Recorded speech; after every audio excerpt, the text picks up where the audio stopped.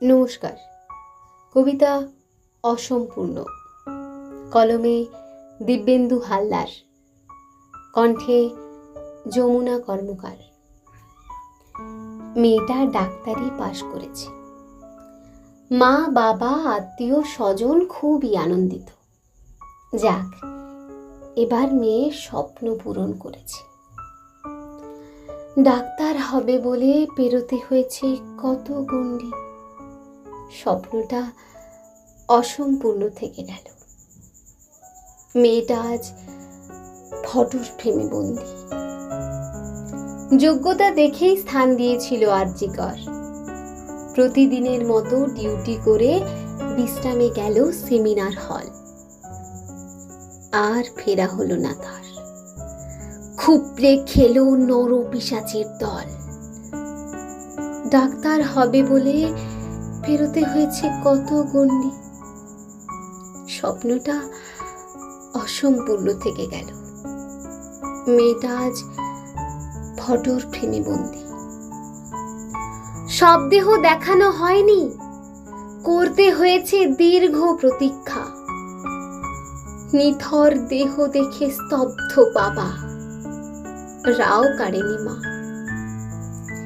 এটা নাকি আত্মহত্যা। ওরা দিয়েছে এমনই তথ্য। কেন কেন বলে এসব? খুনের চিহ্ন যেখানে স্পষ্ট। ডাক্তার হবে বলে পেরোতে হয়েছে কত গণ্ডি। স্বপ্নটা অসম্পূর্ণ থেকে গেল। মেয়েটা আজ ফটোর ফ্রেমে বন্দি।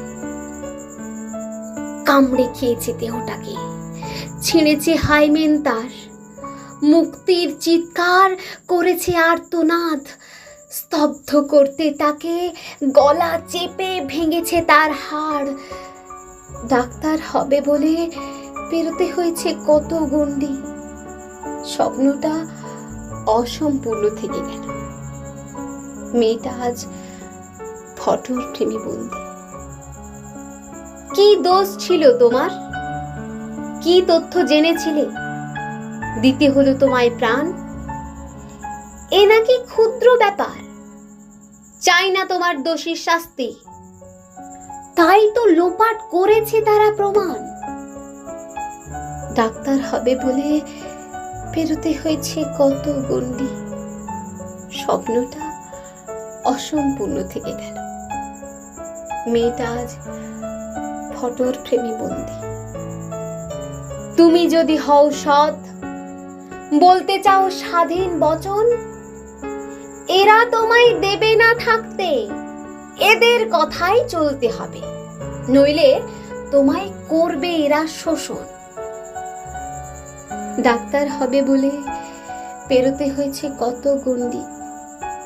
স্বপ্নটা অসম্পূর্ণ থেকে গেল। মেয়েটা আজ ফটোর ফ্রেমে বন্দি। আর কতদিন চলবে এসব? চুরি ডাকাতি আর দাঙ্গায় এমনই হয়েছে বন্য। নিষ্পাপ নিথর সব দেহটা আজ তোমার কাছে 10 লাখ টাকার পণ্য।